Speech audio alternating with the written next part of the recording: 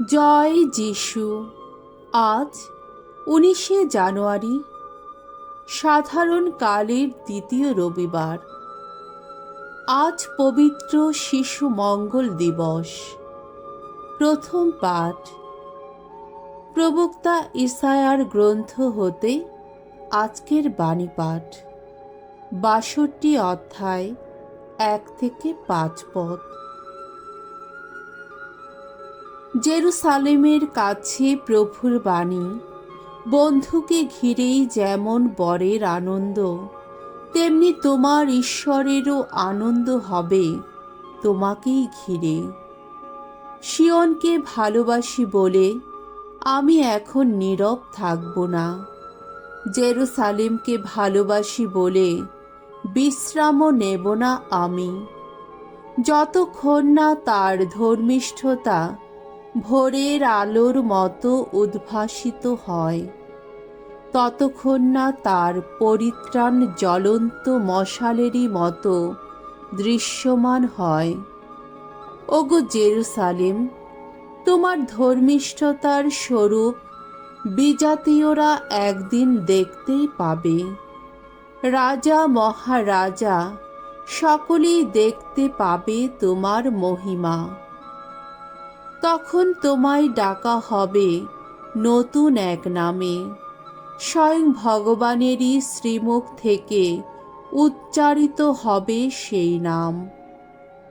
তুমি হয়ে উঠবে ভগবানের হাতে ধরা যেন এক গৌরব মুকুট, তোমার ঈশ্বরেরই হাতে ধরা যেন এক রাজকীয় কিরীট। তোমাকে কেউই আর পরিত্যক্তা বলবে না তখন, তোমার দেশকেও আর বিবর্জিতা বলবে না কেউ। বরং আমার আনন্দ ধন এই নামেই তোমায় ডাকা হবে। তোমার দেশকে নববধূ বলেই ডাকা হবে, কারণ তুমি তখন হয়ে উঠবে ভগবানের আনন্দের ধন। সেদিন তোমার দেশের হবে শুভ পরিণয়। যুবকের সঙ্গে যেমন কুমারী কন্যার বিবাহ মিলন হয়, তেমনি যিনি তোমায় গড়ে তুলেছেন তার সঙ্গেও তোমার ঘটবে মিলন। এবং বধূকে ঘিরেই যেমন বরের আনন্দ, তেমনি তোমার ঈশ্বরেরও আনন্দ হবে তোমাকেই ঘিরে। প্রভুর বাণী। ঈশ্বরকে ধন্যবাদ। শাম সঙ্গীত 96 অধ্যায় 1 থেকে 3 পদ, 7 থেকে 10 পদ। ধুয়ো। সকল জাতিকে শোনাও তোমরা, শোনাও প্রভুর কীর্তি গাথা। ভগবানের উদ্দেশ্যে গাও আজ নতুন গীতিকা। ভগবানের উদ্দেশ্যে গান গাও সমগ্র ধরণী। ভগবানের উদ্দেশ্যে গান গাও, তার নামটির প্রশস্তি করো। প্রতিদিন শোনাও তার ত্রাণ কীর্তি গাথা। বিজাতীয় সবার কাছে বলো তার মহিমা প্রকাশের কথা।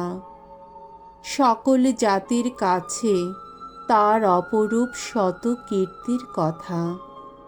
সর্বজাতির সর্বমানব গোষ্ঠী ভগবানের উদ্দেশ্যে জয়গান করো।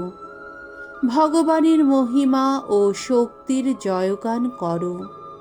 ভগবানের নাম মহিমার আহা জয়গান করো। নৈবেদ্য সাজিয়ে তোমরা এসো তার মন্দির প্রাঙ্গণে। আহা, ভগবান যে পবিত্রতায় মহামহিম, তাকে জানাও প্রণতি। তার সামনে কম্পিত হও সমগ্র ধরণী। বিজাতীয় সবার কাছে ঘোষণা করো ভগবান রাজত্ব করেন। জগৎকে তিনি করেছেন শ্রিতমূল, চির অবিচল। সকল জাতিকে তিনি বিচার করেন ন্যায়েরই বিধানে। দ্বিতীয় পাঠ করিন্থীয়দের কাছে প্রেরিত পলের পত্র হতে আজকের দ্বিতীয় বাণী, 12 অধ্যায় 4 থেকে 11 পদ। এক ও অদ্বিতীয় পবিত্র আত্মা এক একজনকে এক এক বিশেষ শক্তি দিয়ে থাকেন। প্রিয়জনেরা, নানা দিব্য দান আছে, তবে যিনি তা দিয়ে থাকেন সেই পবিত্র আত্মা কিন্তু এক। নানা সেবা কর্ম আছে, তবে যাকে সেবা করা হয় সেই প্রভু কিন্তু এক। নানা কর্মক্রিয়াও আছে, তবে সকলের অন্তরে সব কিছুই যিনি করে থাকেন সেই স্বয়ং ঈশ্বর কিন্তু এক। ঐক্য আত্মাকে প্রকাশ করার ক্ষমতা প্রত্যেককে দেওয়া হয় সকলেরই মঙ্গলের জন্যে। একজনকে পবিত্র আত্মা দান করেন প্রজ্ঞার ভাষা, আর একজনকে সেই একই পবিত্র আত্মা দান করেন ধর্মজ্ঞানের ভাষা। অন্য একজনকে সেই একই আত্মা দান করেন পরম বিশ্বাস। কাউকে আবার সেই একই আত্মা দান করেন রোগ নিরাময়ের ক্ষমতা। অন্য কাউকে প্রাবক্তিক বাণী ঘোষণা করার ক্ষমতা। অন্য কাউকে নানা অলৌকিক কাজ করার ক্ষমতা। অন্য কাউকে নানা আত্মিক শক্তির স্বরূপ বিচার করার ক্ষমতা। অন্য কাউকে নানা অজ্ঞাত ভাষায় কথা বলার ক্ষমতা। অন্য কাউকে আবার সেই সব ভাষা বুঝিয়ে দেওয়ার ক্ষমতা। কিন্তু এই সমস্ত কিছু সেই এক ও অদ্বিতীয় আত্মারই কাজ। তার আপন ইচ্ছা মতো তিনি এক একজনকে এক এক বিশেষ শক্তি দিয়ে থাকেন। প্রভুর বাণী। ঈশ্বরকে ধন্যবাদ।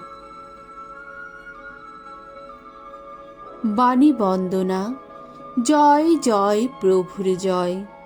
মঙ্গল সমাচারে ঈশ্বর আমাদের করেছেন আহ্বান, আমরা যেন পেতে পারি যিশুর আপন মহিমা। জয় জয় প্রভুর জয়। মঙ্গল সমাচার। যোহন রচিত মঙ্গল সমাচার 2 অধ্যায় 1 থেকে 12 পদ। কানা নগরে এক বিবাহোৎসবে যিশুর প্রথম অলৌকিক নিদর্শন। একদিন গালিলিয়ার কানা নগরে একটি বিয়ের উৎসব চলছিল। যিশুর মা সেখানে উপস্থিত ছিলেন। যিশু ও তার শিষ্যেরাও ওই বিয়ের উৎসবে নিমন্ত্রিত হয়েছিলেন। সেখানে সুরা হঠাৎ ফুরিয়ে যাওয়াতে যিশুর মা যিশুকে বললেন, ওদের কাছে আর সুরা নেই। উত্তরে যিশু তাকে বললেন, মা, তোমার আর আমার ভাবনা কি এক? আমার সময় তো এখনো আসেনি। তখন যিশুর মা চাকরদের বললেন, উনি তোমাদের যা কিছু করতে বলেন তোমরা এখন তাই করো। ইহুদিদের প্রথা অনুসারে শুদ্ধি প্রক্ষালনের জন্যে সেখানে রাখা ছিল পাথরের 6টি জালা। প্রত্যেকটিতে 2-3 মণ করে জল ধরত। যিশু চাকরদের বললেন, ওই জালাগুলো জলে ভর্তি করো তো। তারা সেগুলি কানায় কানায় ভর্তি করে দিল। তখন যিশু তাদের বললেন, এবার তোমরা খানিকটা তুলে নাও আর ভোজকর্তার কাছে নিয়ে যাও। তারা তাই করল। ভোজকর্তা তখন সুরায় পরিণত সেই জল চোখে দেখল। সে অবশ্য জানত না তা কোথা থেকে এসেছে, জানত শুধু সেই চাকরেরা যারা সে জল তুলেছিল। তাই বরকে ডেকে ভোজকর্তা বলল, সবাই প্রথমে ভালো সুরাই পরিবেশন করে, তারপর অতিথিরা বেশ কিছু খাওয়ার পর তাদের কম দামের জিনিস দেওয়া হয়। আর তুমি দেখছি ভালো সুরা এখনো পর্যন্ত রেখে দিয়েছ। এটি হলো যিশুর নানা অলৌকিক নিদর্শন কর্মের মধ্যে প্রথম। এটি তিনি সম্পন্ন করেছিলেন গালিলিয়ার কানা নগরে, আর এইভাবে তিনি তার আপন মহিমা প্রকাশ করেছিলেন। তখন তার শিষ্যেরা তার প্রতি বিশ্বাসী হয়ে উঠলেন।